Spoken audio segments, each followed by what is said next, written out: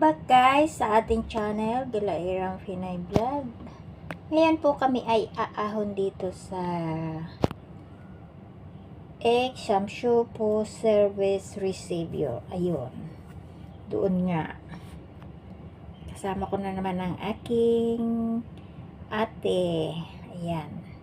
Si Ate Mayrin. Siya ang lagi kong sinasamahan at yan ay alam niyan kahit sa ang sulok ng Hong Kong. Ako lang naman yung laging naliligaw. Kahit saan ako pumunta dito, laging sablay ang lakad ko. Pag ako'y mag-isa lang. At ito nga ang aming inaakyat. Puro hagdan.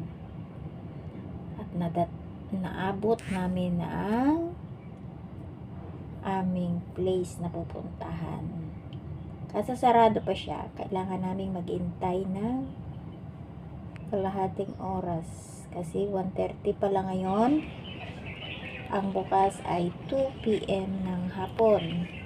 So, silpi-silpi muna tayo ng kauntian.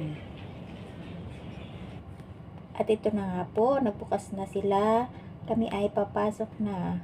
Sa mga gustong pumunta dito guys, libre lang po siya.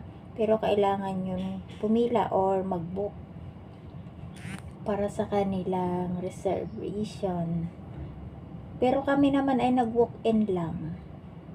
Okay naman, nakapasok naman kami. Wala naman kailangang ID or what. At ito nga pala siya guys. Bababa kami sa baba. Siya ang isang underground. Ito na siya. Maganda yung view niya. Kahit ito lang makikita nyo dito sa loob. Maganda. Para siya mga antig na bato or mga sinaunaw. Ang mga sinaunang klase na ginawang bahay, gano'n, or ginawang building. Yun yung makikita mo dito. Yung mga bato nila, mga pang sinauna. Hindi ko alam po anong pinagamitan.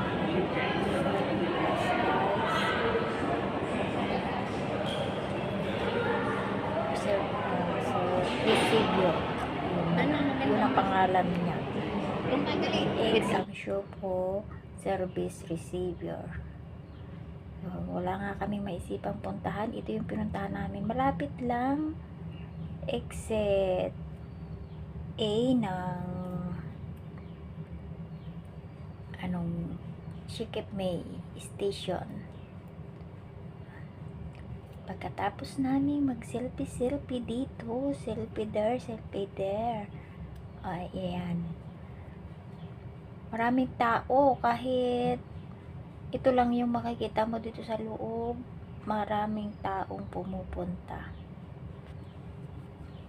Sobrang init lang dito sa loob. Granite. At dahil hindi nga maganda ang aking cellphone, hindi nyo mabasa ang aking ipinagigilang pangalan ng mga bato dito. Pero yan yung kita mo dito guys. Maraming mga klase ng bato. At kami ngayon natapos na mag-selfie. Lalabas na kami dahil sobrang init dito sa loob. Mag-ingat sa pag-akbang. Ang init. Sa kakablog ko. Mainit. Wala naman ng paa. Diba? Naging dahilan pa. Ay. Ganda. At ito na nga guys. Nakalabas na kami. Siguradong shoot sila sa balde pag yun nanalo. At naghahanap pa nga ng Kulungan lahat ng pupuntahan nila. Para naman selfie ulit. Konting oras lang kaming tumagal guys doon sa taas. Yun lang naman ang makikita doon. Mga ganong sulok-sulok ng mga pader-pader. Ganun lang. At maraming salamat guys sa inyong panonood. Hanggang dito na lang. See you on my next video. Bye-bye.